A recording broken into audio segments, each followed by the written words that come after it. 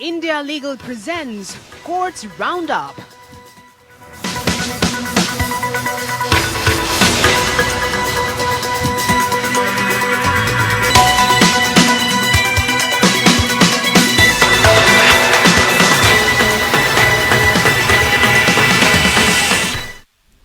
नमस्कार, courts roundup में आप सभी का बहुत बहुत स्वागत है। मैं हूं आपके साथ वक्ता दुबे। इस बुलेटिन में अगले आधे घंटे हम आपको कोर्ट से जुड़ी तमाम छोटी बड़ी खबरों से रूबरू करवाएंगे। कोर्ट की कार्यवाही और सुप्रीम कोर्ट से लेकर हाई कोर्ट और लोअर कोर्ट्स तक के फैसलों को आपके सामने रखेंगे। लेकिन आगे बढ़ने से पहले एक नजर डाल लेते हैं हेडलाइंस पर। कार्यक्रम के प्रायोजक है डॉक्टर ऑर्थो आयुर्वेदिक ऑयल और कैप्सूल। अब दर्द भी घुटने टेकेगा।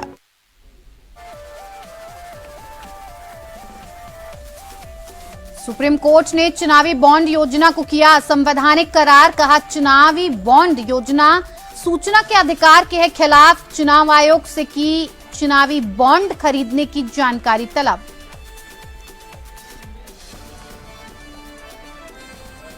ज्ञानव्यापी के व्यासजी तहखाने में पूजा की शुरुआत मामले पर इलाहाबाद हाईकोर्ट ने रखा फैसला सुरक्षित। वाराणसी कोर्ट के आदेश को दी थी चुनौती।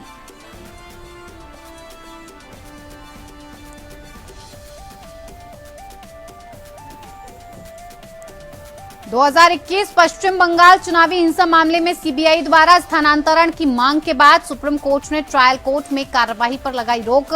पश्चिम बंगाल सरकार और पार्टियों से किया गया जवाब तलब।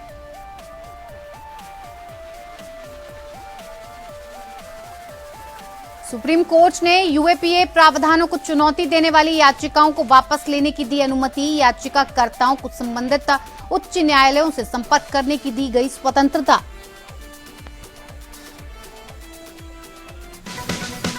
India Legal presents Courts Roundup.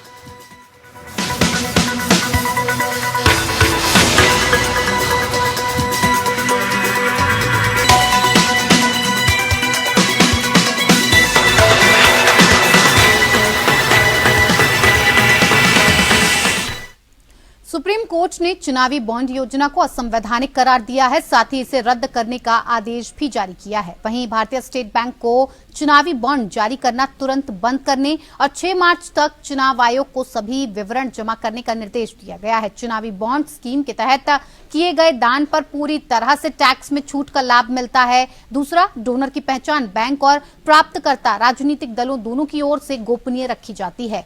5 जजों की संविधान पीठ ने केंद्र सरकार की चुनावी बॉन्ड स्कीम की कानूनी वैधता को चुनौती देने वाली याचिकाओं पर सर्वसम्मति से फैसला सुनाया।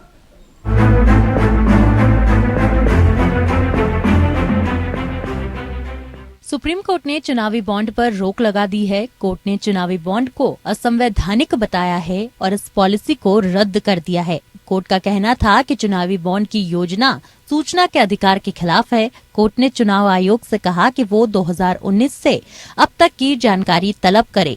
बॉन्ड जारी करने वाले एसबीआई को ये जानकारी देनी होगी कि अप्रैल 2019 से लेकर अब तक कितने लोगों ने कितने रुपए के चुनावी बॉन्ड खरीदे। एसबीआई 3 हफ्ते में ये जानकारी देगी। उसके बाद चुनाव आयोग जनता तक ये जानकारी पहुंचाएगा। जजमेंट आया डॉक्टर जय ठाकुर की पिटीशन पे, एक हिस्टोरिकल वर्डिक्ट है और इलेक्टोरल बॉन्ड की स्कीम को वो सेटिसाइड किया है। जो तीनों के तीनों अमेंडमेंट थे, फाइनेंस एक्ट का, कंपनी एक्ट का, पीपल रिप्रेजेंटेशन एक्ट की जो अमेंडमेंट थे, उनको अनकॉन्स्टिट्यूशनल माना है और ये माना है कि जनता का जो राइट टू नो का अधिकार है उसको सुरक्षित रखना जरूरी है डेमोक्रेसी के लिए, क्योंकि इस तरीके की जो स्कीम थी ये थ्रेट थी डेमोक्रेसी के लिए। देखिए, आज एक बहुत ही ऐतिहासिक फैसला था ये और इसने एक ट्रांसपेरेंसी हमारे इलेक्टोरल फंडिंग, पॉलिटिकल फंडिंग में इंट्रोड्यूस की है। पिछले 6 साल से ये स्कीम चल रही थी जिसके तहत जो फंडिंग हो रही थी पॉलिटिकल पार्टी की, वो एक तरह से सीक्रेटिव फंडिंग हो रही थी, तो वो अब खत्म हो गई है। जजमेंट इमीडिएटली ऑपरेशनल हो गया है। तो आज की डेट में जो इलेक्टोरल बॉन्ड अनएनकैश्ड हैं उनको रिटर्न करना होगा। और अब जो लिमिट भी थी, एक कॉर्पोरेट लिमिट होती थी 2017 तक 7.5% अपने प्रॉफिट से ऊपर कोई कंपनी डोनेट नहीं कर सकती थी। चुनावी बॉन्ड को सरकार ने आरटीआई के दायरे से बाहर रखा है, यानी आम जनता आरटीआई के तहत चुनावी बॉन्ड से संबंधित जानकारी नहीं मांग सकती है। जबकि कोर्ट ने अपने फैसले में कहा, वोटर्स का हक है कि वो पार्टियों के फंड के बारे में जानकारी रखे।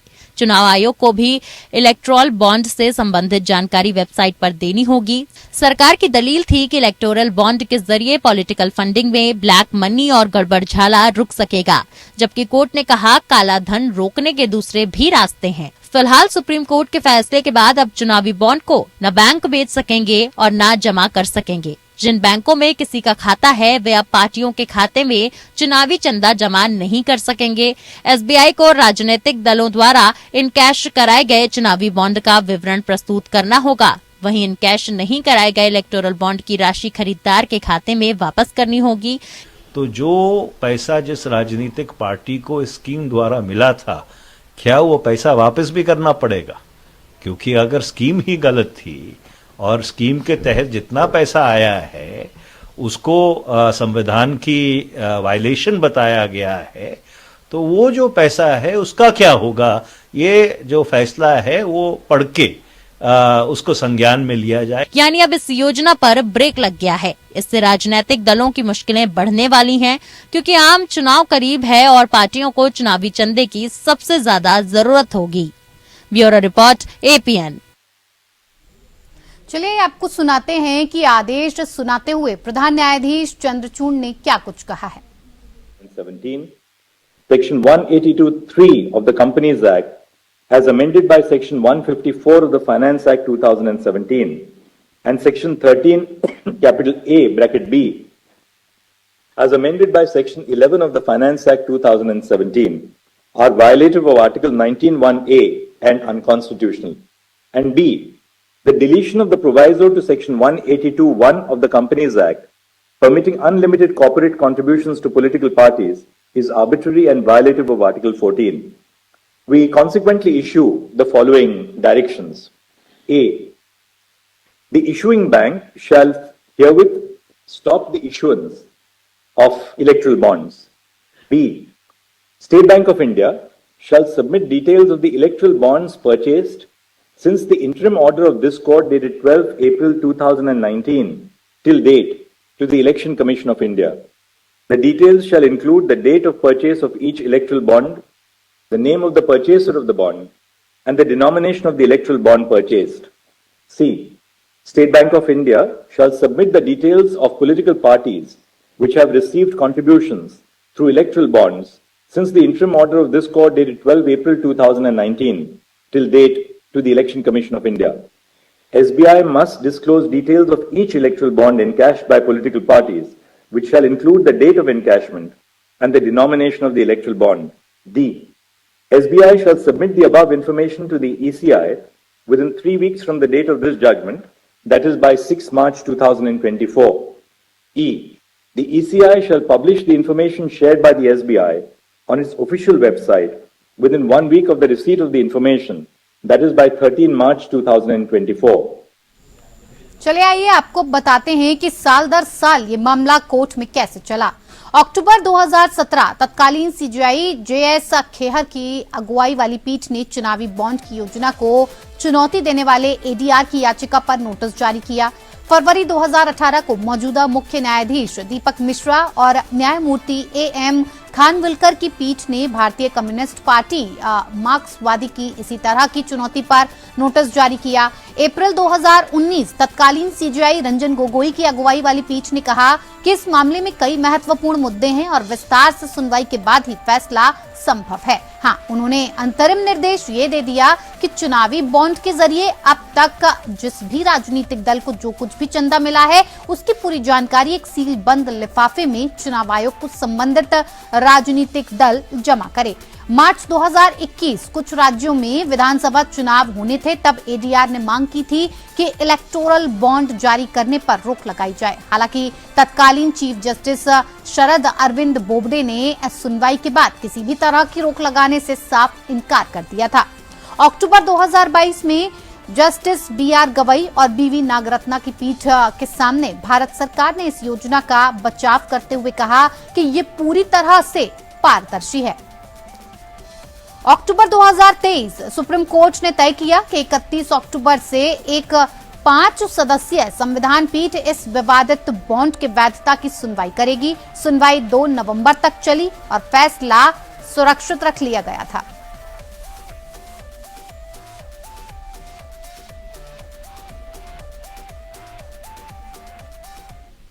याचिकाकर्ताओं के अनुरोध पर सुप्रीम कोर्ट ने गैरकानूनी गतिविधियां रोकथाम अधिनियम 1967 या यूएपीए एक्ट के प्रावधानों को चुनौती देने वाली याचिकाओं को वापस लेने की अनुमति दी है। जस्टिस बेला एम त्रिवेदी और जस्टिस पंकज मित्तल की खंडपीठ ने याचिकाकर्ताओं को संबंधित हाईकोर्ट से संपर्क करने की स्वतंत्रता दी है। खंडपीठ ने ये भी टिप्पणी की कि कुछ याचिकाकर्ताओं को दी गई सुरक्षा के अंतरिम आदेश याचिकाएं वापस नहीं लेने के साथ ही समाप्त हो जाएंगे। सुनवाई की शुरुआत में जब कुछ याचिकाकर्ताओं का प्रतिनिधित्व करने वाले वकील ने संबंधित हाईकोर्ट से संपर्क करते हुए अंतरिम आदेशों को बढ़ाने का अनुरोध किया तो अदालत ने प्रार्थना खारिज कर दी। जस्टिस त्रिवेदी ने कहा कि अंतरिम आदेश तुरंत रद्द कर दिया जाएगा। याचिकाओं के इस बेंच में नोटिस जारी करते हुए सुप्रीम कोर्ट ने कुछ याचिकाकर्ताओं के खिलाफ कोई भी कठोर कदम गिरफ्तारी सहित नहीं उठाने के लिए अंतरिम निर्देश पारित किए थे।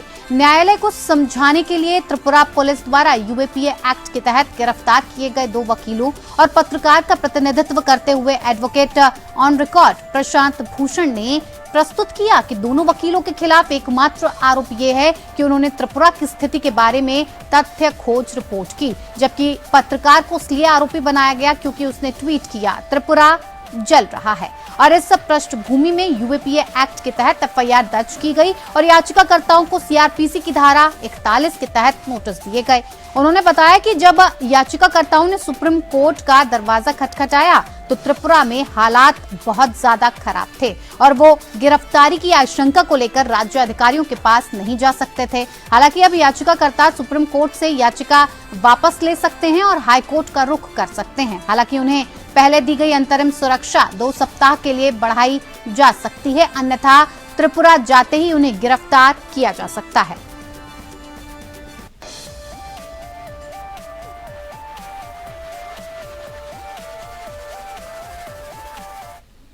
इधर सुप्रीम कोर्ट ने 2021 राज्य विधानसभा के बाद कथित हिंसा की घटनाओं के संबंध में पश्चिम बंगाल में विभिन्न ट्रायल कोर्ट के समक्ष कार्यवाही पर रोक लगा दी है। मामला केंद्रीय जांच ब्यूरो बनाम पश्चिम बंगाल राज्य और अन्य केस से जुड़ा हुआ है। यह आदेश सीबीआई द्वारा दायर एक स्थानांतरण याचिका पर आया, जिसमें मांग की गई थी कि मामलों की सुनवाई पश्चिम बंगाल के बाहर कहीं भी की जाए। सीबीआई ने आरोप लगाया कि गवाहों और वकील को धमकाया जा रहा है। सीबीआई ने कहा कि शिकायतों के बावजूद राज्य के अधिकारियों द्वारा निष्क्रियता में बीच न्याय के मार्ग में बाधा डाल रहा है। न्यायमूर्ति संजय करोल ने मूल मामलों में पश्चिम बंगाल सरकार और पार्टियों से जवाब मांगा। उन्होंने ये भी आदेश दिया है पुलिस महानिदेशक पश्चिम बंगाल को आदेश का अनुपालन सुनिश्चित करने और अनुपालन की रिपोर्ट करते हुए अपना व्यक्तिगत हलफनामा भी दाखिल करने का निर्देश दिया जाता है। इस बीच तत्काल याचिका में संदर्भित मुकदमे की आगे की कार्यवाही की जाएगी। शीर्ष अदालत वर्तमान में पश्चिम बंगाल सरकार की एक याचिका पर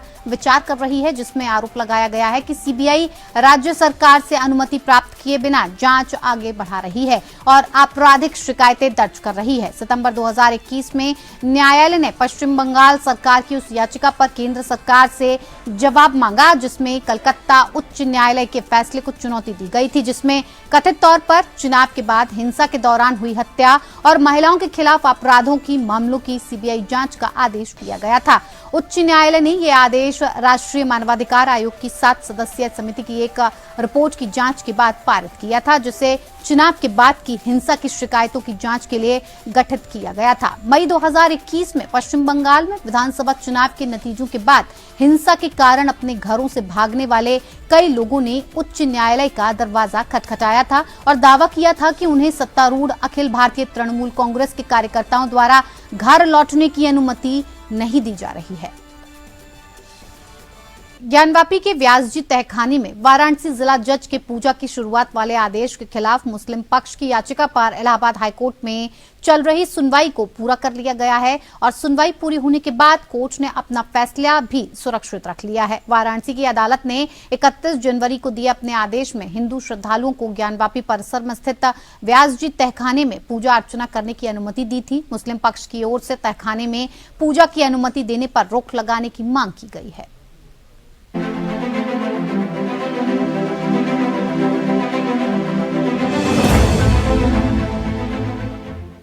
वाराणसी के ज्ञानवापी परिसर स्थित व्यासजी के तहखाने में पूजा अर्चना मामले में इलाहाबाद कोर्ट में सुनवाई पूरी हो गई है।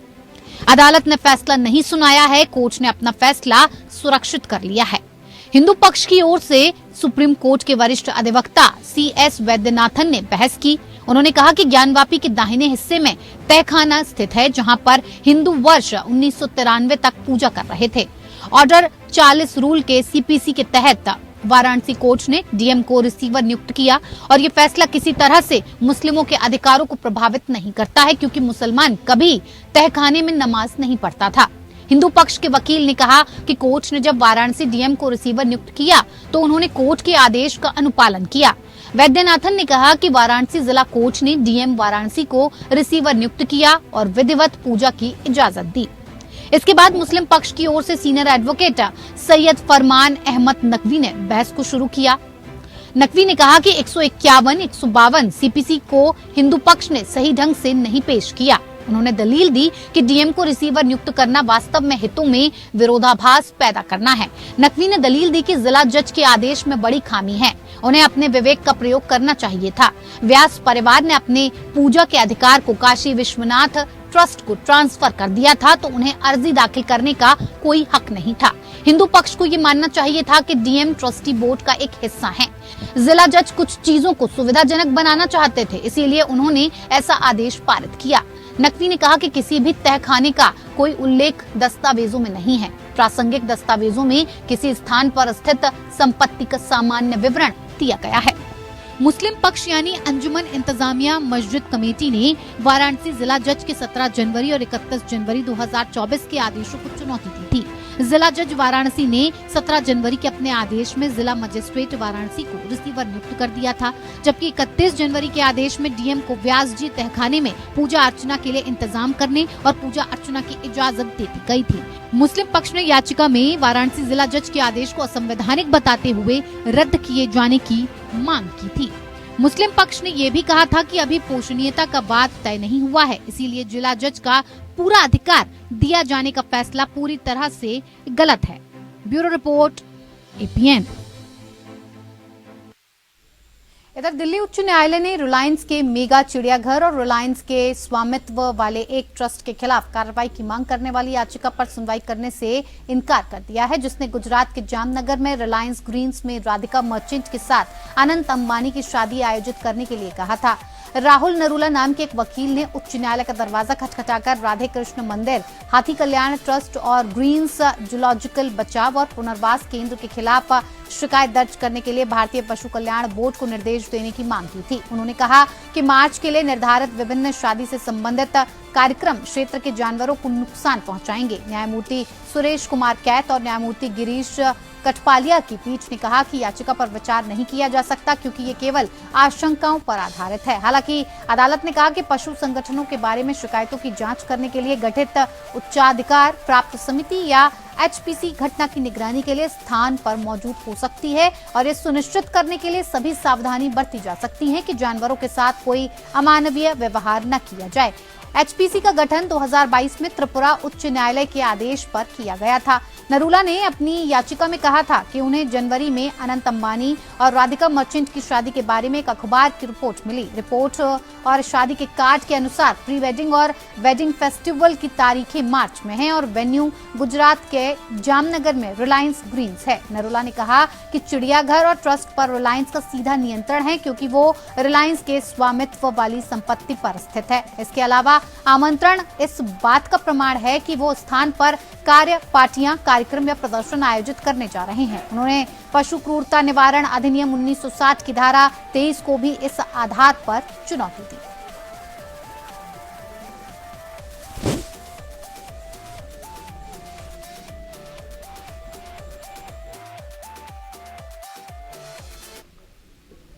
पंजाब हरियाणा हाईकोर्ट ने माना कि जिस अपराध के लिए किसी आरोपी को पहले ही सजा मिल चुकी है, उसका हवाला देकर समय से पहले रिहाई से इनकार करना दोहरा खतरा होगा। जस्टिस हरप्रीत सिंह बराड़ ने कहा कि ऐसा लगता है कि कुछ याचिकाकर्ताओं को इस आधार पर समय से पहले रिहाई से इनकार कर दिया गया कि वो समाज के लिए खतरा हो सकते हैं। हालांकि इस निष्कर्ष पर पहुंचने के कारण स्पष्ट रूप से आदेशों से अनुपस्थित है। याचिकाकर्ता पहले ही रिहा हो चुके हैं और जिस अपराध के लिए उन्हें दोषी ठहराया गया उसके लिए उन्हें एक बार दंडित किया गया और उन्हें समय से पहले रिहाई से इनकार करने के साधन के रूप में इसका हवाला देना दोहरे खतरे के समान होगा।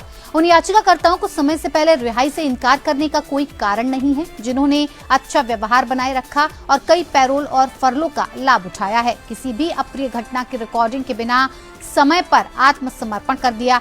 न्यायालय ने मनमाने ढंग से दोषियों को समाज के लिए खतरे के रूप में वर्गीकृत करने की प्रथा की भी आलोचना की। न्यायिक या अर्ध न्यायिक शक्ति के प्रयोग की पूरी इमारत तर्कसंगत और विस्तृत आदेश देने की नींव पर टिकी हुई है कि प्राकृतिक न्याय का एक मौलिक सिद्धांत है और ये सुनिश्चित करता है कि उक्त शक्ति का प्रयोग करते समय दिमाग का उचित और समुचित उपयोग हो। इसीलिए मनमाने ढंग से दोषियों को समाज के लिए खतरे के रूप में वर्गीकृत करने या समय से पहले रिहाई के लिए उनके मामलों को अंधाधुंध तरीके से टालने की प्रथा को दृढ़ता से हतोत्साहित किया जाना चाहिए। ये समीचीन है कि सक्षम प्राधिकारी अनुष्ठानिक तरीके से कार्य नहीं करता है और दिमाग का उपयोग समझ में आता है। अदालत उन याचिकाओं पर सुनवाई कर रही थी जिनमें समय पूर्व रिहाई के आवेदन पर पुनर्विचार करने का निर्देश देने की मांग की गई। आवेदकों को हत्या के विभिन्न मामलों में दोषी ठहराया गया था और वो जेल में सजा काट रहे थे।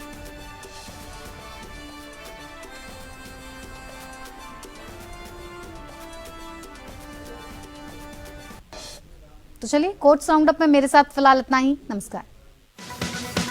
India Legal presents Courts Roundup.